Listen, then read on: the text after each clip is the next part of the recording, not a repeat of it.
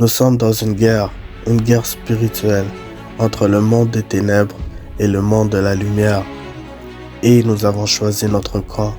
Notre camp est celui de Dieu. Notre camp est celui de la lumière. Et quand on a accepté le Seigneur Jésus-Christ dans notre vie comme Seigneur et Sauveur, nous prenons part à une guerre. Nous avons déclaré que nous sommes dans le camp de Dieu. Et le diable va tout faire pour nous combattre et détruire notre foi. Les armes spirituelles du chrétien. Au reste, fortifiez-vous dans le Seigneur et par sa force toute puissante, revêtez-vous de toutes les armes de Dieu afin de pouvoir tenir ferme contre les ruses du diable, car nous n'avons pas à lutter contre la chair et le sang, mais contre les dominations, contre les autorités, contre les princes de ce monde de ténèbres, contre les esprits méchants dans les lieux célestes. C'est pourquoi prenez toutes les armes de Dieu afin de pouvoir résister dans le mauvais jour et tenir ferme après avoir tout surmonté.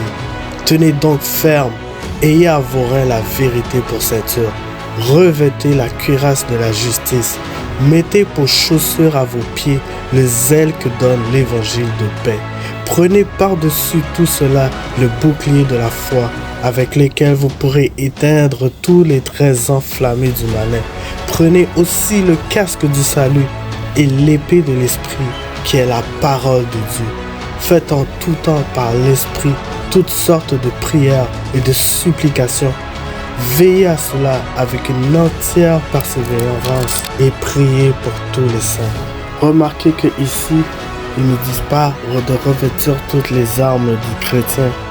La parole dit revêtez-vous de toutes les armes de Dieu, car c'est Dieu qui te donne cette armure. Quand tu entres dans l'armée de Dieu, quand tu acceptes Jésus-Christ comme ton Seigneur et ton Sauveur, le Seigneur te revêt de son armure, afin de pouvoir tenir ferme contre les ruses du diable, car le diable va venir t'attaquer avec le doute, la peur, l'incrédulité, les calomnies, la persécution, mais avec l'armure de Dieu que tu te revêts, tu pourras tenir ferme.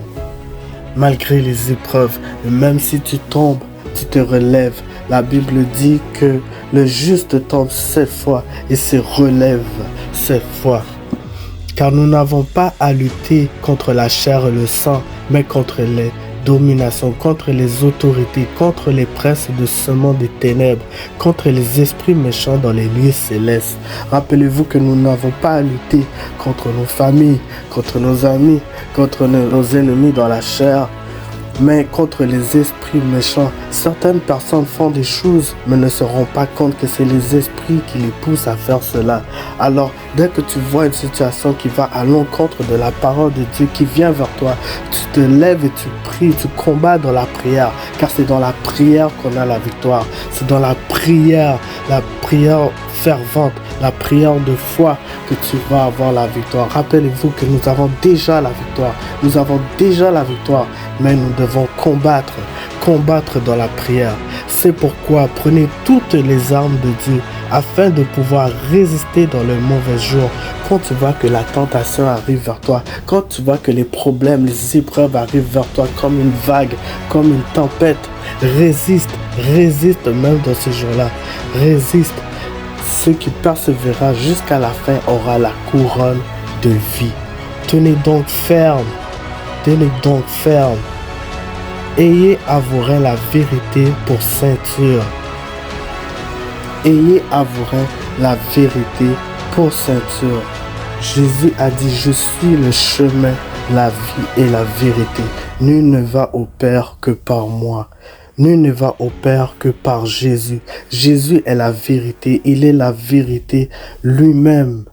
Lui-même est la vérité.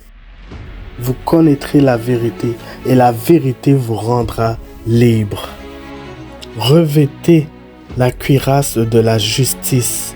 La cuirasse qui va sur ton torse. La cuirasse de la justice. Qu'est-ce que la justice? La justice de Dieu. Dieu t'a rendu juste par Jésus-Christ. Si Si tu confesses de ta bouche le Seigneur Jésus, et si tu crois dans ton cœur que Dieu l'a ressuscité de mort, tu seras sauvé. Car c'est en croyant du cœur qu'on parvient à la justice, et c'est en confessant de la bouche qu'on parvient au salut, selon ce que dit l'Écriture. Qui veut dire que ce n'est pas par nos propres forces qu'on parvient à la justice, ce n'est pas notre propre justice, mais c'est la justice de Dieu. Alors, mettons toute notre confiance en Dieu et marchons dans sa justice. La justice aussi, c'est de faire le bien autour de nous, de marcher sur les voies de Dieu et de s'écarter du mal, de faire du bien aux pauvres et aux veuves, d'aller et donner à manger et à boire à ceux qui sont affamés, de relâcher l'opprimé, de prier pour le malade, de chasser les démons, de faire la volonté de Dieu, que les cieux descendent sur la terre. Mettez pour chaussure à vos pieds le zèle que donne l'évangile de paix. Mettez pour chaussure à vos pieds le zèle que donne l'évangile de paix. Pour aller prêcher la bonne nouvelle, le zèle pour aller prêcher aux perdus, le zèle pour aller prier pour les malades, le zèle pour aller chasser les démons, le zèle pour annoncer une bonne nouvelle à la création, d'enseigner la parole de Dieu, de baptiser les gens dans le nom du Père, du Fils et du Saint-Esprit. Le zèle, un bon zèle, pas le zèle amer, mais un bon zèle, un zèle revêtu d'amour, de paix, de joie, d'espoir, de bonté, de bénité, d'espérance et de fidélité. Ce sont les fruits que le Père recherche. Mettez pour chaussure à vos pieds le zèle que donne l'évangile de paix. Que sont beaux les pieds sur les montagnes de ceux qui annoncent l'évangile de la paix. Prenez par-dessus tout cela le bouclier de la foi. Par-dessus tout cela, le bouclier de la foi. Car sans la foi, il est impossible d'être agréable à Dieu. Et ceux qui croient que Dieu existe savent qu'il est le rémunérateur de ceux qui le cherchent. Jésus a souvent reprenait ses disciples par rapport au doute, par rapport à l'incrédulité. L'incrédulité est un piège de l'ennemi. L'incrédulité est un piège du diable. Mais avec ton bouclier de la foi, tu peux lever ton bouclier. Et quand le doute vient vers toi, quand les flèches enflammées viennent vers toi, tu repousses ces doutes, tu repousses l'incrédulité et tu gardes la foi, tu mets ta confiance en le Seigneur. La confiance pour la guérison, la confiance pour la percée, la confiance pour l'accomplissement de la parole que Dieu a déclarée sur ta vie. Et mets ta confiance sur la parole de Dieu.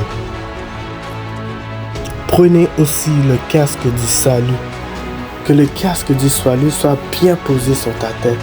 L'assurance du salut, que tu es sauvé, car tu as cru en le Seigneur. Tu l'as reçu comme ton Seigneur et Sauveur. Tu as reçu son esprit et ton nom est inscrit dans le livre de vie.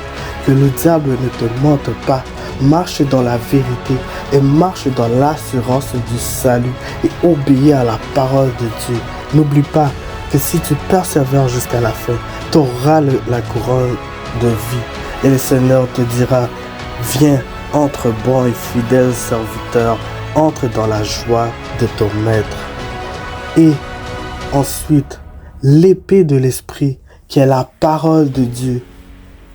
La parole de Dieu est puissante et c'est une épée efficace. Quand le diable veut t'attaquer, tu lèves ton bouclier pour contrer et tu ripostes avec l'épée de l'esprit. La parole de Dieu qui est puissante pour détruire les plans et les œuvres de l'ennemi faits contre toi ou faits contre ta famille ou ton entourage. Tu peux proclamer avec la parole dans ton atmosphère spirituelle et déclencher un shift dans ta vie. Tu peux briser et annuler tout plan et œuvre de l'ennemi dans ta vie. La prière et la parole. Faites en tout temps par l'Esprit toutes sortes de prières et de supplications. Veillez à cela avec une entière persévérance. Pour finir la prière, La prière est puissante. La prière est un privilège que Dieu nous a donné en tant qu'hommes sur terre. La parole est un don que Dieu nous a donné et la prière est un privilège de parler à Dieu face à face, de parler à Dieu et il nous répond. C'est un dialogue. La prière, c'est parler à Dieu. La prière est puissante. La prière monte dans le ciel comme un parfum de bonne odeur vers Dieu. Et Dieu répond à la prière. Dieu entend les cris des justes et il répond. Dieu entend les prières des justes.